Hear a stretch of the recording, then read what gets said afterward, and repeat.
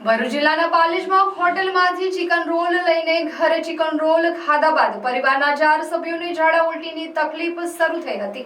દરમિયાન 14 વર્ષીય કિશોરની તબિયત ગંભીર બનતા તેને વધુ સારવાર માટે વડોદરા ખસેડવામાં આવ્યો હતો, જ્યાં સારવાર દરમિયાન તેનું મોત નીપજ્યું હતું। ભરૂચના પાલેજ એસકે નગર ખાતે રહેતા અંકિતભાઈ દિનેશભાઈ પટેલનો 14 વર્ષીય પુત્ર પૂર્વકુમાર ધોરણ 6 માં અભ્યાસ કરતો હતો અને સાસરોદ ગામે અભ્યાસ માટે રહેતો હતો। ફરિયાદ મુજબ ગત તારીખ 8 ઓગસ્ટના રોજ સાંજના સમયે પૂર્વકુમાર અને તેની બહેન મોનિકા પાલેજ આંબલી સ્ટેન્ડ પાસે આવેલી સાગર હોટલમાંથી ચિકન રોલ લઈને ઘરે ગયા હતા। 4 ચિકન રોલ પરિવારના 4 સભ્યો પુત્રકુમાર, તેની બહેન, માતા અને પિતાએ ખાધા હતા। ભોજન લીધા બાદ જ બીજા જ દિવસે ચારેની તબિયત લથડી પડી હતી અને ઝાડા ઉલટી શરૂ થઈ ગયા હતા।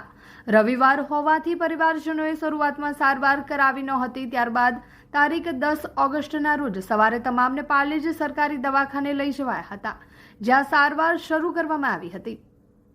દરમિયાન પૂર્વકુમારની તબિયત વધુ બગડતા તેને વધુ સારવાર માટે ભરૂચ સિવિલ હોસ્પિટલ ખસેડ્યો હતો।